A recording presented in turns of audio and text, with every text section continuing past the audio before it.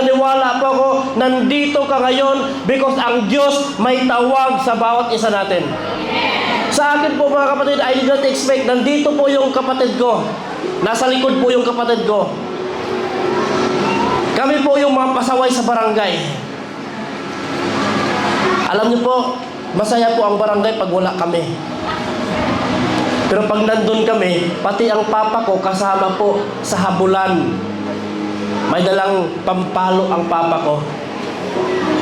Napakabasag ulero ko po. Dumating po ako sa UAA, ganun pa rin ang ugali ko. But alam mo mga kapatid, the calling of the Lord ay hindi nagbabago.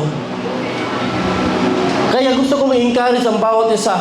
We are in our harvest. Naniwala pa ako na itong gabing ito yung first mo na ma-experience kung gaano kalaki ang plano ng Diyos sa bawat buhay natin. Sinong naniwala na gagamitin ka ng Diyos sa bawat buhay natin? Ako po yung basag uliro sa aming pamilya. But glory to God, ginamit po ako ng Panginoon para ma-share ng aking pamilya.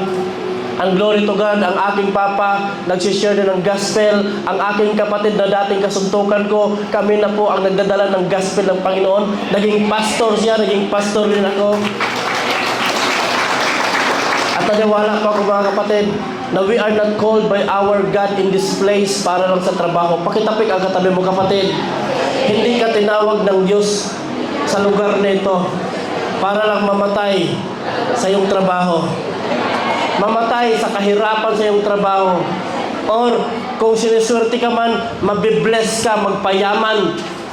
But alam niyo po mga kapatid, tinawag ka ng Diyos for the special calling. Pakitapik ang katabi mo kapatid, tinawag ka ng Diyos for the special calling. And tonight, I have only a little time to give you a message from our Lord. Kasi po, marami pa po tayong gagawin for tonight. I want you to give this message from our God. And please, give me a little time.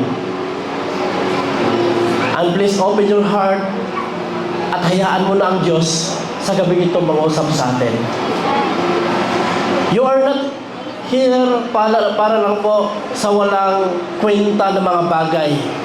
But nandito ka because there is a calling ng Diyos sa buhay mo.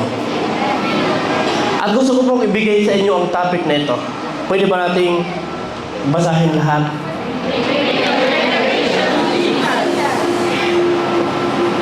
Naunawaan po ba yan?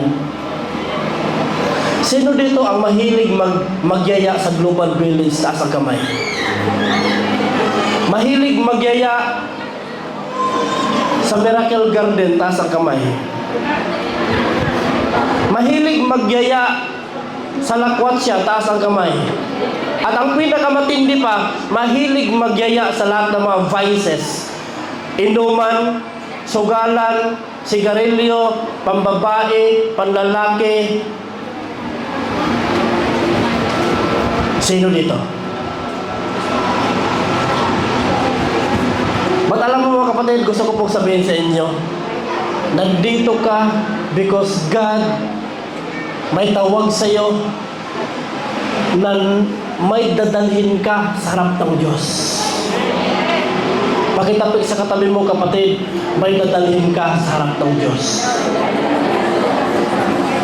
Sino ang blessed dito na dinala ka sa church at hindi ka dinala sa inuman? Taas ang kamay.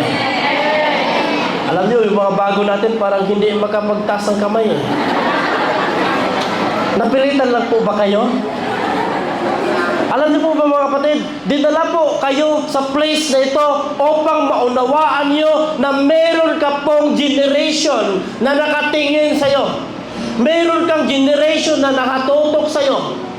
Mayroon kang generation na ikaw yung pag-asa para magkaroon sila ng kaligtasan sa harap ng ating Panginoon. I have my generation, I have my family, I have my relatives, and now I am on this calling for the purpose para ma-save ang aking pamilya, ang aking mga relative. And not only that, binigay pa ng Panginoon sa akin ang bonus, which is kayo. Wala po kaming sarili akong trabaho. Nagpupuyat din ako sa trabaho ko. But alam niyo po, mas pina-priority ko ang gawain ng ating Panginoon. Bakit po? Ang ating mundo ngayon, kapatid, malapit nang mawala. Ang mundo natin, mga kapatid, we are now in the wicked world. Kahit saan ka nakatingin, maraming kasalanan. Kahit sa pag-scroll mo sa iyong mga Facebook, ang daming nagkalat ng mga kasalanan. And the world now, grabe na kasama. And that's why, blessed ka kasi inimbita ka sa church na ito upang maunawaan mo na may calling ang Diyos sa'yo. Ang gusto ng Diyos sa'yo, mga kapatid, na pinapunta ka dito sa UAA para makilala mo ang Diyos sa iyong buhay. Bakit may naghintay sa'yo na generation? May naghintay sa iyong mama at papa mo na ang lakas magmura. May naghintay sa iyong mga kapatid mo na grabe ang paglalasing. Ang daming mga vices sa buhay. Naghintay sila for you. That's why God sent you in this place para maunawaan mo na habang buhay ka pa, habang humihinga ka pa, may plano and purpose ang Diyos sa buhay mo. Pakitapik. Ilagay mo ang kamay mo sa ilong ng katabi mo, humihinga pa ba yan? Amen? Ibig sabihin, mga kapatid, hanggat may hininga, may calling ang Diyos sa'yo. Amen? And I pray right now that the Holy Spirit ng ating Panginoon, mga kapatid, He will touch you. He will reveal something to you. Si Tatay Bob po, when Tatay Bob po ang magtuturo dito, more of rebuking, more of correction, but tonight, I want you to receive faith from our God. That's why my purpose is not only to work. Ang ganda ng trabaho ko. May business ako. Pero alam mo, mas pinapriority ko ang gawain ng ating Panginoon. Kasi po, in the end of the time, hindi hingiin ng Diyos ang aking diploma, hindi hingiin ng Diyos ang aking trabaho, hindi hingiin ng Diyos ang aking business. Ang hingiin ng Diyos sa buhay ko, ilan ang mga kaluluwa nagbago gamit ang buhay na to. May tanong ako sa inyo, kapatid. Tanungin mo yung katabi mo, kapatid, ilang buhay nagbago gamit ang buhay mo? Hindi yan makasagot. Hindi yan makasagot. Baliktarin natin. Sige po, turuin mo yung katabi mo. Kapatid, ilang buhay ang nasira gamit ang buhay mo? Yan, sigurado marami tayo dyan. Wala kang ligtas, wala akong ligtas. Kasi po, lahat po tayo namulat sa kasalanan. Lahat po tayo may kasalanan. That's why God bring you here in this place, in our harvest, so that ma-open ang mind mo na may generation ka naghintay para dalhin doon sa paanan ng ating Panginoon.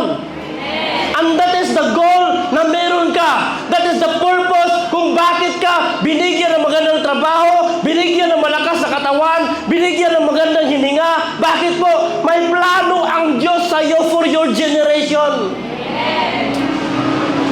Nandiyan ba tayo? Amen? So tonight, I will give you this foundation verse natin at ito yung mga pag-usapan natin. Pwede mo basahin natin lahat? 1, 2, 3, go. A few days later, when Jesus again entered Capernaum, the people heard that he had come home.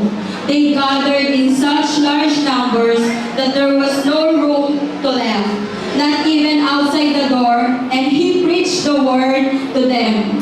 Some men came, bringing to him a paralyzed man, carried by 4 of them.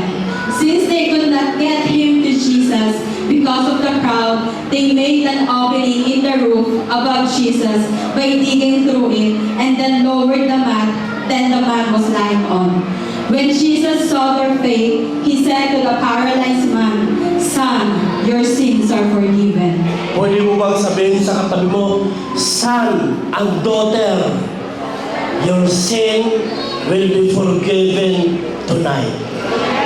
Sinong naniwala na sa gabing ito, ang kasalanan mo, papatawarin ka ng Diyos?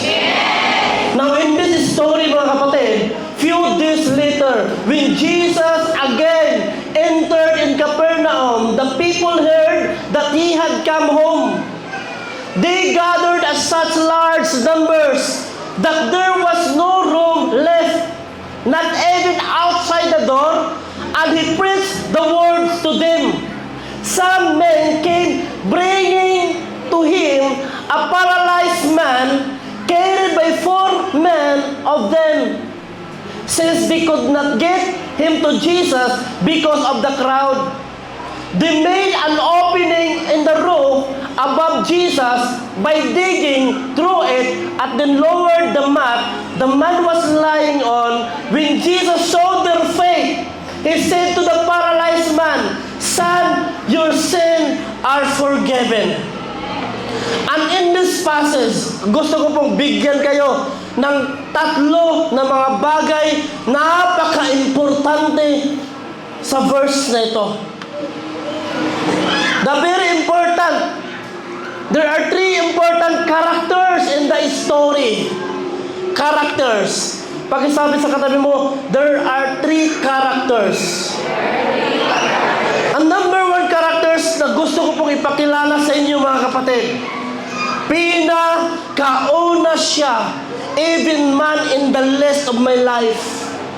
Even in everything, siya po ang pinakauna sa buhay ko. Siya po ang taong nagligtas sa aking pagkamakasalanan. Siya po ang taong nag-anoint sa akin. Siya po ang taong nagtawag sa akin. Siya po ang tao na in time of my wickedness, siya po ang nag-save sa akin sa lahat ng kasalanan na gawa ko. And I want you to introduce, maybe this person, kinalimutan mo. Maalala mo lang ngayon kasi ngayon ay Biyernes Santo, Holy Week. Baka naman ngayon mo lang siya naalala. Nagpunta ka sa lahat ng libingan at naglagay ka ng candle. Amen? Kasi po, siya po yung tao na may power na bubuhay sa lahat ng namamatay. At we are blessed kasi po sa lahat ng namamatay, tayo ay buhay. At tayo po yung pinapangakuan ng Diyos na habang may buhay tayo, ang calling ng Diyos meron sa atin. And this person, mga kapatid, pakilala ko sa inyo, walang iba kundi si Jesus. In the Bible, when you have your Bible, the Bible is all about Jesus, the Son of God. He was sent by God from heaven para po magkaroon po tayo ng kaligtasan. And He is the one. Siya ang Diyos na pinagmalaki ko. I cannot gather this kind of crowd without Him. I cannot stand. Mahihain po ako na tao. But because of the Lord na siya ang nagtawag sa akin in this ministry, I can stand in my faith not by my power, but by the power of the Lord. At siya po ang lahat kung bakit ako nakatayo ng ganito. Napakahirap po i-gather ang ganito pag walang Diyos. But alam mo mga kapatid, when God saved me, ginamit ako ng Diyos. Bakit po? Ganon kaseryoso ang Diyos sa tao. Pakitapik sa katabi mo kapatid, ganon kaseryoso ang Diyos sa'yo. Bumaba siya mismo para sa'yo. At gusto ng Diyos na iligtas ka mismo. Turuan mo yung katabi mo, ikaw mismo ang gustong iligtas ng ating Diyos. Jesus is so powerful. Makinig po kayo mga kapatid. Even man po, yung mama mo, yung nanay mo, yung kasama mo sa trabaho, nagkasala ka, He cannot forgive you. But this person, whatever the sin that you have, everything, He can forgive you. Ito yung Diyos na ipinakilala ko po sa inyo. At not only that, He can forgive us. He can heal the sick na meron tayo. Hindi ko po kayo makita one by one. Hindi ko alam yung karamdaman mo na meron ka. Hindi ko alam ang situation mo. But alam mo mga kapatid, our God, He knows everything about you. Alam ng Diyos na nagsasuffer ka na kung anumang sakit na meron ka. Nagsasuffer ka, anumang depression na meron ka. But tonight, ang pagpili mo na nagpunta ka dito is your faith to make you heal. Sabihin mo sa katabi mo, kapatid, pagalingin ka ng ating Panginoon. And not only that mga kapatid, hindi lamang po siya nagpapagaling, but tonight po, mayroon pa dito mga taong under in prison. Sa lahat ng klaseng mga kasalanan, sa lahat ng klaseng galaw ng demonyo, pagmumura, pag-inom, pagsusugal, panunood ng porn, lahat ng mga bisyo. Meron pa ditong under bondage pa. Hindi lang po ang Diyos nagpapagaling. Hindi lang po ang Diyos nagbigay ng miracle. He is the God can deliver you in your situation tonight. Pakitapik sa katabi mo, kapatid, i-deliver ka kayo ng ating Panginoon. At hindi lang iyan. Our God, that Jesus, He can deliver you under the power of Satan. Do you believe that? Amen? At ang pangalawa po na pag-usapan natin sa verse na yan, itong tinatawag na may apat na mga kalalakihan. May apat na mga kalalakihan. Ano naman po ang kanilang papel sa istoryang ito? Merong apat na mga lalaki. These four men knows about Jesus. They know that Jesus can forgive sin. They know that Jesus can heal the sick. They know that Jesus is the Son of God. Itong apat na mga kalalakihan, pag-usapan natin dyan mamaya. Handa na ba tayo? Amen? At ang pangtatlo, ang pag-usapan natin sa pangtatlo is about the paralytic man. Pakisabi sa katabi mo, kapatid, this is all about the paralyzed man. When we talk about the paralytico, when we talk about the paralyzed, ito yung tao na hindi makalakad. Ito yung tao na lumpo. Ito yung tao na hindi makapagsimba pag hindi mo dalhin. Aray. Ito yung tao na kahit malakas ka, pero mas gusto mo na papasok ka ng church na may taong nakahawak sa bawat dulo para dalhin ka sa loob ng simbahan. But gusto ko mga kapatid, huwag nating paabutin sa ganong situation. Tapikin mo ang katabi mo, kapatid. Habang makalakad ka, habang strong ka pa, habang wala pang rayuma at arthritis, ilakad mo yung mga paa mo papunta sa ating Panginoon. Huwag mong hintayin na makarating ka sa paralytic na ito. And now, I will start my preaching. Are you ready? In Mark 2, 1 verse 2, sabi nito, a few days later, yan po, Jesus again entered the Capernaum. The people heard that He had come home. They gathered in such large number that there was no room left, not even outside, and the door, and He preached the word to them. Nakikita niyo po, Jesus, He is inside of this building. Nandito po ang Panginoon sa building na ito. Nag-preach ng gospel ng ating Panginoon. At ito naman yung mga ganito, pag-usapan natin yan mamaya. Amen? When we talk about crowd, when we talk about large number of people, itong dito sa loob dito, kulang pa to. Kulang pa to. Bakit po? May space pa dito, may space pa dito. When Jesus come out at mag-minister ang ating Panginoon, 5,000 pinakamababa ang susunod sa Kanya. And that is the ministry of Jesus Christ. And Jesus Christ, He is inside in this room, preaching the kingdom of our God. Nandito po siya mga kapatid.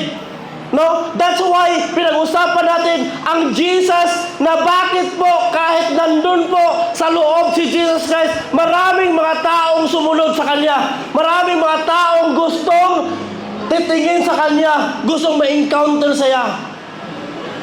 Alam mo mga kapatid, second po, sabi nito, yan po, in Mark 2, verse 3, some man come bringing to him a paralyzed man. Amen? So, mga kapatid, may tanong po ako sa inyo. Gusto niyo po ba na magsamba na yung hindi ka na makalakad? Kausapin mo yung katabi mo, kapatid, ikaw gusto mo bang maranasan yan? Na yun bang magsabi ka sa sarili mo na, Lord, pag gagaling ako, Lord, magsisimba ako. Na Lord, pag makalakad ako ng maayos, magsisimba ako. Amen? Kung titignan natin dito mga kapatid, tingnan natin dito sa first, yung pinakita ko po sa inyo. Si Jesus ay umuwi sa Capernaum. A large crowd gathered. There was no room. Wala po. Kahit po kunting masingitan man lang, wala. Even outside and outside, wala po. Punong-puno ang bahay, pati labas. Wala talagang makapasok sa kanila. Hindi makadaan sila. Bakit? Punong-puno po ang bahay where the Lord Jesus Christ is preaching. Alam niyo po, ito, konti lang po ito eh. Alam niyo po ba may prayer na mapuno itong place nito?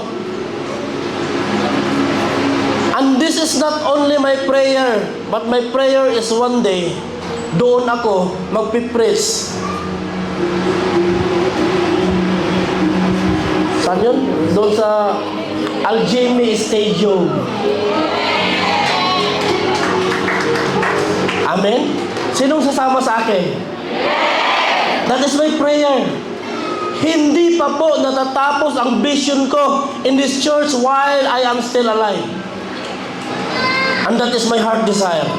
Yung bang crowd will gather not for me, not for Pastor Jumar, but crowd will gather because of the name of Jesus. Because there is something sa pangalan ni Jesus. There is something kung bakit sila nagpunta doon, mga kapatid. There is something kung bakit may mga taong lumapit sa iyo at inimbite ka. Tara po, magsimba tayo, papurihan natin ang ating Panginoon, sambahin natin ang ating Diyos. There is something in that person kung bakit ka dinala para lang mapapurihan ng Diyos. Bakit? There is something to our God. There is something to our God that He is the only God can answer, can solve every solution nandun sa Kanya. Every problem that you have, ang Panginoon lamang ang tunay na makapag-solve sa bawat isa. Ang Panginoon lamang ang makakuha sa atin sa lahat ng mga kasalanan, lahat ng mga wickedness na ginawa natin. Only the Lord Jesus Christ can deliver you in that kind of situation and sin. That's why nandito tayo. Amin po. Kasi po gusto po tayo magkaroon ng pagbabago. Kaya dito po, sinabi po ko po sa mga kasamahan ko dito sa church, kung magsimba ka, seryosohin mo na. Tapikan mo katabi mo kapatid. Kung magsimba ka, seryosohin mo na. Bakit po? Our God is a serious God. Hindi po siya naglalaro sa atin. If God is playing games with us, maaaring gayon, bigyan kayo ng hininga in 1 hour. After 1 hour, kuhaan ka nila ng hininga in 5 hours. Pagkatapos, ibalik na naman ang hininga mo. You know, our God is not playing games with you. He is a serious God. But the people, the children of God, ang ginawa nila, they're playing games with God.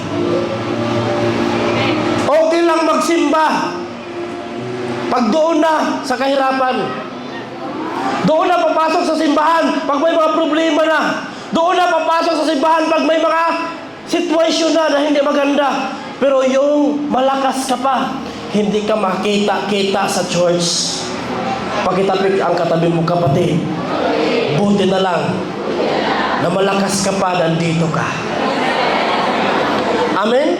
Alam niyo po mga kapatid, Because of the power of the Lord, because of the influence na meron ng ating Panginoon, because of the miracle na meron ng ating Panginoon, dahil sa kapangyarihan niya na gumawa ng mga miracle, at hindi lang po iyon, is to save sa lahat po na nagkasala.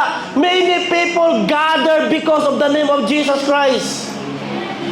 Amen po? So dito po mga kapatid, may mga pangyayaring nagaganap na kahit ikaw, mahihirapan ka. May sitwasyon dito na ipakita ko sa inyo kung ganito ka ba kagaya sa mga taong ito. Sabi nito mga kapatid, pangalawa, Mark 2 verse 3, some men come, ayan po, may 4 po ka mga lalaki. Ano ang kanilang ginawa? Ang mga 4 na mga lalaki, mga kapatid, dinala niya ang kanilang kaibigan. Pagkitapik sa katabi mo, kaibigan. Sino ang dinala? Ang 4 na mga kalalakihan, mga kapatid, dinala nila ang kanilang kaibigan na hindi makalakad. And what is the purpose? Anong sinabi ko kanina? That this poor man knows about Jesus. This poor man, meron silang relasyon sa ating Panginoon. At alam niyo mga kapatid, meron silang kasamahan na hindi makalakad. At alam niyo po ba, ang desire ng 4 na ito mga kapatid, na gusto din ng 4 na ito na makita ang Diyos. Yung nag-desire ng 4 na ito na makita ang Diyos mga kapatid, naisip nila na may kasama sila. At alam niyo po ba, ang tunay na kaibigan hindi mang-iiwan. Ang tunay na kaibigan hindi ka pababayaan. Kahit pa man po, bagsak ka na sa kahirapan. Kahit pa man po, walang-wala ka na. Kahit pa man po, may sakit ka, may mga problema ka, ang tunay na kaibigan, aakayin ka sa harap ng ating Panginoon. That is the true friend. Kaya mga newcomers, you are blessed. Bakit po? Dinala ka ng tunay na kaibigan sa loob ng ito upang ipakilala ang Diyos na may-ari sa buhay mo. Amen po. Mamaya, alam niyo po, kung ako lang first timer, na-invite ako dito, ganito ang preaching.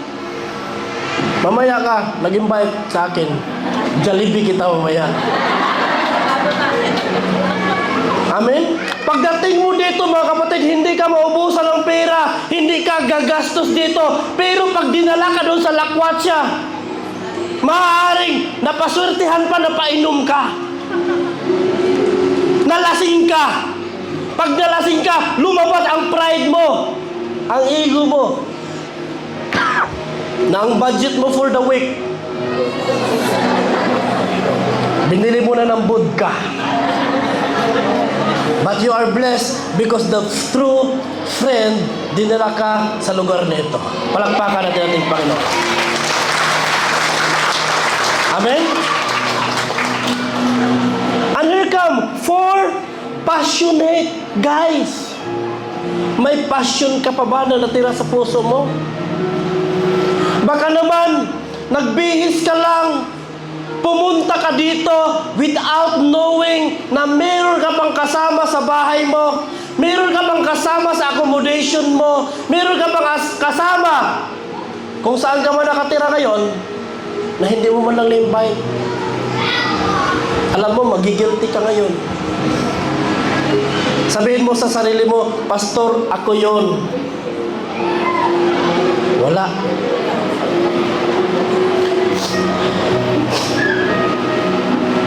Nandiyan pa ba tayo mga kapatid? This man know him. They know about Jesus. They know the power na meron sa ang ating Panginoon. At alam nila kung saan si Jesus Christ. Alam nila na si Jesus Christ may power to heal the sick. Alam nila na si Jesus Christ may power na magbigay ng salvation. So when they heard about the name of Jesus coming inside the Capernaum, agad nilang naisip ang kanilang kaibigan na paralitiko. Sino dito na naisip mo Friday na at naisip mo ang kaibigan mo na palamura? Naisip mo ang kaibigan mo na nagnakaw lagi ng sibuyas sa iyong cupboard, sa iyong ref. Naisip mo ang kasama mo sa bahay na bago pa lang ang shampoo mo, ubos na kasi ninakawan ka. That is the time. When in times you came here in the church, think of them. Isipin mo sila. Nangangailangan din sila ng Jesus, kapatid. Amen po? So they carried their paralytic friend to where Jesus was. Buhat-buhat nila ang kanilang kaibigan. Kahit mabigat, binuhat nila, mga kapatid. They are excited. They know that Jesus is the answer ng problema ng kanilang kaibigan. Alam ng apat ng tao ito, tara, ano ang meron ka? Wala kang trabaho, wala kang pagkain, may sakit ka, may anxiety ka, may cancer ka. Alam ko, sama ka sa akin. Kung hindi ka sasama sa akin, bibilhan kita ng wheelchair. O gusto mo, isako na kita para makapasok ka lang sa church. Hihintayin mo ba na darating tayo sa time na yan? But this four guy, narinig nila ang Diyos, ang kanilang friend, ang iniisip nila, mga kapatid, they are very excited. They know that when their friend meet Jesus, magkaroon ng kagalingan. Amen? Kaya po, naniwala pa ako, yung mga baguhan ngayon, naniwala pa ako, magkaroon ka ng kagalingan in the name of Jesus. Magkaroon ka ng salvation in the name of Jesus. So binuhat nila hanggang sa makarating kung saan ang bahay ni Jesus. When they came there at that place, they are very surprised. Why? Kasi po, sinasalubong sila sa napakakapal na mga tao. They are trying to bring their friend to Jesus. Kaya lang, walang masingitan. Sa dami ng mga taong nagsisiksikan, it was impossible to bring their friend into Jesus because of the crowd. Amen? Siguro kung ikaw yun, susuko ka na. Lord, kung ikaw ay magpapagaling, lapitan mo ako. That is our prayer. Lord, i-touch mo ako. That is our prayer. You know, God already done everything to save us. Nagpapako niya sa cross para maligtas tayo. But this guy, alam nila na kailangan silang gumalaw. Kailangan lang puntahan si Jesus. Kailangan nilang magsakripisyo para lang maligtas ang kanilang kaibigan. That's why our worship in our Lord is sacrifice. Kailangan kang pumunta talaga dito. Pagod ka man, wala ka mang time, ba't naghahanap ka pa rin ng paraan na hindi ka susuko? Siguro, kung may isa dito na nagsabi, ayaw ko na, pagod na ako, uwi na ako. Marami tayong maganyan. Maraming nag-iinit dito, naniyaya lang ng isang malamig, sumama ka na agad. But alam mo mga, this four men, grabe ang kanilang compassion, and their focus is magkaroon ng healing ang kanilang kaibigan. Na-surprise sila. What are the obstacles na kaharap mo ngayon? What are the obstacles that you are facing right now? Ano ba mga problema na kaharap mo ngayon? Na nandun na sa puso mo na gusto mo nang sumuko. Gusto mo nang umuwi sa Pilipinas. Gusto mo nang magpakamatay. Grabe, nalit lang ang sahod. Gusto mo nang magpakamatay. But alam mo mga kapatid, sa gabi ito mga kapatid, gusto ng Diyos ipakilala sa atin itong apat na mga kalalakihan that even they are facing more or biggest obstacle. Hindi po sila sumuko. Amen? Sabi ng isa, hindi po yung sumuko. Sabi ng tatlo, oo nga, tara, go! Dapat ganun. Amen? Opo, nandun ka na eh. Dala-dala mo ng kaibigan. Malapit ka na ni Jesus Christ. Nung nakita mo ang obstacle, yung nakita mo ang mga problema mo, yung nakita mo ang mga persecution mo, malapit ka na doon sa blessing, malapit ka na sa source of blessing. Pagkatapos, pinili mo pang lumayo. Pinili mo pang sumuko. Sa mga taong ayaw, maraming dahilan yan. Pero ang taong may gusto, may mga kapamamaraanan yan. Amen? Alam mo mga kapatid, next sabi nito, Mark 2 verse 4. Since they could not get him to Jesus because of the crowd, kung kayo po, nandito si Jesus Christ sa loob, labas po, puno ng mga tao, ano ang gagawin mo? Siksikan, dikit-dikit ang mga tao. Nandito si Jesus Christ. Ano ang gagawin mo para ma-meet lang si Jesus Christ? Alam mo mga kapatid, since they could not get him to Jesus because of the crowd, alam niyo po ba, gumawa ang 4 na mga kalalakihan ng paraan para lang po madala nila ang kanilang kaibigan sa harap ng ating Panginoon. Ikaw ba yun ang tunay na kaibigan na gagawa ng paraan para sa iyong mga mahal sa buhay? Para lang makalapit sa ating Panginoon? May mga paraan ka ba na ang mga kasama mo sa trabaho, kasama mo sa bahay, madala natin sa paanan nating Panginoon? Alam niyo mga kapatid, ang ginawa nila, ang puno ang bahay, ang 4 na mga kalakihan, anong sabi niya? Hindi, gagawa tayo ng paraan. Ikot tayo sa likod. May hagdan to doon. Iakyat natin to. Isipin niyo mga kapatid, inakyat nila. Yan, umakyat sila doon. They made an opening in the roof above Jesus by digging through it and then lowered the mat the man was laying on. Isipin mo mga kapatid, inakyat nila sa bubong ang kanilang kaibigan. May selfies ba sa kanila? Bahala ka dyan. Ang kailangan, ma-personal ko malapitan ng Diyos. Ma-personal ko na mapagsilbihan ng Diyos. Bahala kayo dyan.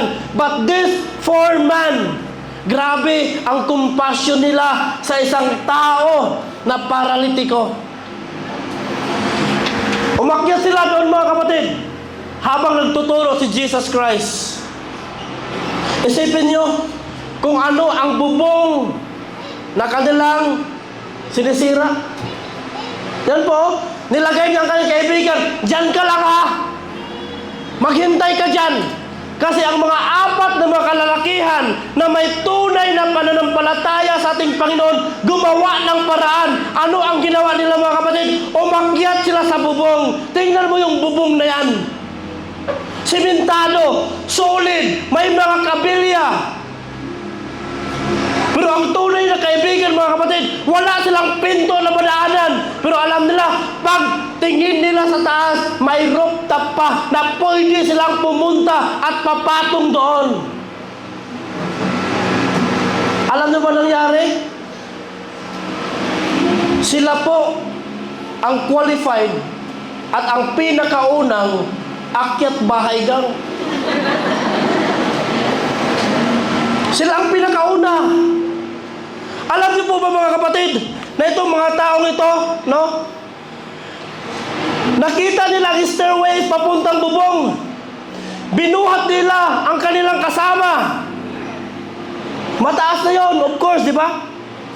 Pag ang Panginoon nag-minister sa loob, pag ganun, napakataas yan, kailangan bubuhatin yung ano nila. Yung kaibigan nila. They decided na sirain nila at wasakin ang bubong, makapunta lang kay Jesus. Ikaw ba yung tunay na kaibigan na kayang basagin lahat ng obstacle ng iyong mga mahal sa buhay, makalapit lang kay Jesus? Ikaw ba yung tao na every Friday, ang dami mong mga problema na dadaanan mo, pero in the name of Jesus, walang obstacle na makakapigil sa akin? Amen. And that is the life sa 4 na mga kalalakihan na ito mga kapatid. They damage the property. They were so aggressive and they were very serious. Walang obstacle kasi sila po ang nagsisira ng obstacle.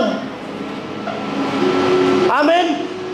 Yung bang kaibigan mo na, friend, di muna ako makapagsimba kasi may problema ako. But ikaw yung tao na babasag sa kanyang obstacle. Friend, problema lang ba ang makapaghiwalay sa ating Panginoon? Kawalan lang ba ng financial ang makapaghiwalay sa ating Panginoon? Sakit lang ba karamdaman ang dahilan kung bakit ka hindi makapagsamba? Come on friend. Hilain mo. Ikarga mo. Kung walang pamasahian mo. Liguan mo. Gawin mo lahat. Kung ikaw ang taong may compassion sa harap ng ating Panginoon.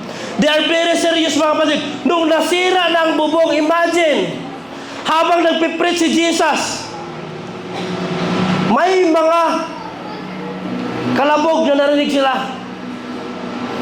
At ibinaba nila ang tao mga kapatid doon mismo kung saan ang Panginoon nagpipreach. Can you imagine? Sino ang mga kalaban nila? Unang kalaban nila ang may-ari ng bahay. Kasi alam nila after that damage, pabayarin sila. Alam niyo ba kung ano ang obstacle na kaharap nila? Napakatigas po yung bubong na yun mga kapatid, simentado po yun.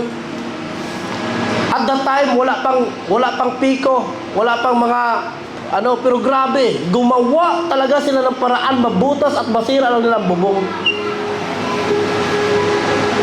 Para lang po, madala ang kanilang kaibigan sa harap ng ating Panginoon. And can you imagine, habang nabasag nila ang bubong, ibinababa nila ang paralitiko. Bukod sa trespassing, kakasuhan pa sila ng damaged property. Pero yung apat na iyon, hindi nagpapatinan. Madala lang nila ang kanilang kaibigan sa harap ng Panginoon. Amen. Sino ang blessed na dinala ka ng kaibigan mo dito sa lugar na ito? Man newcomers, blessed ka ba nandito ka? Amen? So, that is the true friend. Kaya po, pag may tunay ka na kaibigan na ganyan, dinala ka sa harap ng ating Panginoon, huwag mo nang iwanan yan. Amen? And yan, sabi dyan mga kapatid, Mark 2:5, when Jesus saw their faith, nakita ng Diyos ang kanilang faith, kasi po tignan mo, basag na basag ang bubong. Di ba? Jesus was not amazed by the paralytic faith, but na-amaze siya sa power, sa faith ng apat na mga kalalakihan. Hindi po naligtas ang paralitiko because of their faith, but naligtas ang paralitiko because of the faith of their friend.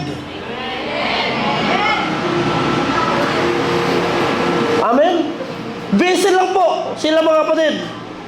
So grabe, no, meron palang ganon na ang kaibigan nila na saved because of their faith. Grabe, kung may mala-action mga teleserye, mas grabe to ka-action. Amen? Nandiyan po tayo mga kapatid? Amen? At sabi ng Panginoon, Mark 2 verse 5, He said to the paralytic man, Son, your sin are forgiven. And Jesus alone received or released the word, Son, your sin are forgiven. Naniwala po ako mga kapatid, because of the faith of your friend na dinala ka sa time na ito, sasabihin ng Diyos sa'yo, My son, your sins are forgiven. Sino dito ang gustong mapatawad sa ating Panginoon? Sino dito ang gusto na lalabas ka sa room na ito na may bago ka ng buhay sa harap ng ating Panginoon? At sabi ng Panginoon, mga kapatid, yan po, sabi ng Panginoon, so He said to the man, I tell you, get up, take your mat, and go home. He got up, took his mat, and walked out in full view of them all. Alam niyo po ba, mga kapatid? Sila yung mga taong nasa huli. Sila yung mga tao na walang place kung saan si Jesus Christ. But because of their faith, sila ang naging bida sa istorya. Kaya po, ang faith po natin mga kapatid, pag matatag ang faith natin sa harap ng ating Panginoon, naniwala po ako sa gabing ito, sabihin ng Diyos sa iyo, whatever the sin that you have, get up! Dalhin mo ang iyong higaan at magbago ka. Sumunod ka sa akin. At dahil sa pananampalataya ng friend niya, napagaling ang kanyang kaibigan. At dahil sa pananampalataya na meron ka, mapagaling ang iyong kaibigan. At dahil sa pananampalataya na meron ka, mapagaling ang iyong pamilya. At dahil sa pananampalataya na meron ka ngayon, mapagaling ang iyong generation in the name of Jesus. That's why mga kapatid, ang ginawa ng mga tao, yan o, Mark 2 verse 12, this amazed everyone and they praised the Lord, saying, we have never seen anything like this. Wala akong, even Jesus Christ na amazed, wala siyang ibang nakitang faith na ganon. Kaya po mga kapatid, sa gabing ito, naniwala po ako that the power of these four men will impart unto you by the power of the Holy Spirit. Na magkaroon ka ng espiritu ng ganito. Marami ka pang mga kaibigan that until now, nalubog sa kasalanan, kasakitan. But you are here because God wants to use your life to be a vessel for them. Gamitin ka ng ating Panginoon. Sino dito ang willing gamitin sa ating Panginoon? Sino dito na tonight ang Panginoon mag-impart siya sa bawat isa sa atin? Nalalabas ka sa room na ito, dala-dala mo ang compassion at walang ibang iisipin mo kundi mag-winsol sa harap ng ating Panginoon. Our Jesus, He is on the street. He wants to save your family. Our God, He is on Al-Ain. He is in this place to save our family. So ngayon, may tanong po ako sa inyo. Ano po ang purpose kung bakit nandito ka? Come on, pakitapik ang katabi mo. Kapatid, ano ang purpose kung bakit ka nandito?